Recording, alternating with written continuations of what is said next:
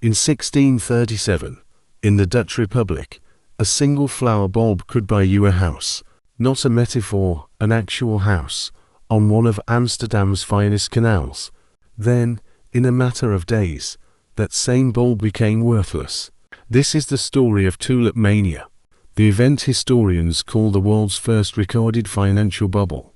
Tulips weren't originally Dutch.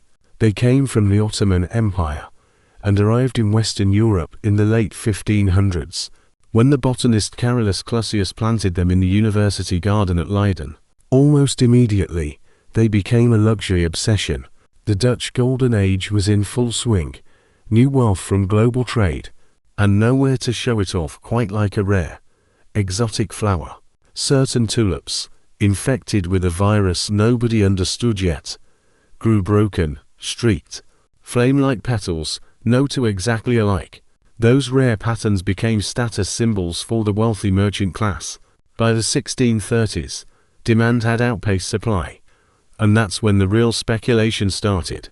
Traders began buying and selling contracts for bulbs that were still in the ground, months from being dug up. It was called wind trade. You were trading air, a promise.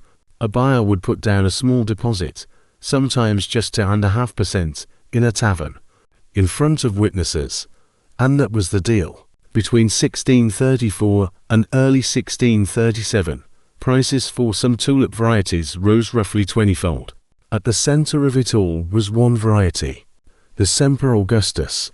At its height, in early 1637, a single bulb sold for around 10,000 guilders.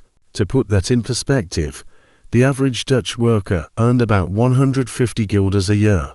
A skilled craftsman might earn 300. 10,000 guilders was enough to buy one of the grandest homes on Amsterdam's most fashionable canal, complete with a coach house and garden. People were mortgaging land, trading livestock, spending life savings, all for something that would wilt in a week. Then, in early February 1637, at a routine bulb auction in the city of Haarlem, something unprecedented happened. No one showed up to bid. The news spread fast. Within days, buyers across the country vanished, and prices that had climbed for years collapsed in less than a week. Sellers were left holding contracts worth a fraction of what they'd paid. The legend says it wiped out the Dutch economy overnight. The reality, according to modern historians, is more complicated. Courts largely refused to enforce the old contracts, and most losses were settled for pennies on the guilder, rather than causing mass ruin. But the psychological lesson stuck. To centuries later, the episode was immortalized and exaggerated in Charles Mackay's 1841 book on crowd madness, cementing Tulip Mania as the origin story for financial bubbles. From tulips in 1637, to railways, to dot-com stocks, to crypto, the pattern keeps repeating. An asset, a story, that its price can only go up, and a crowd that believes it. Tulip Mania wasn't really about flowers, it was about human nature, and that hasn't changed in almost 400 years.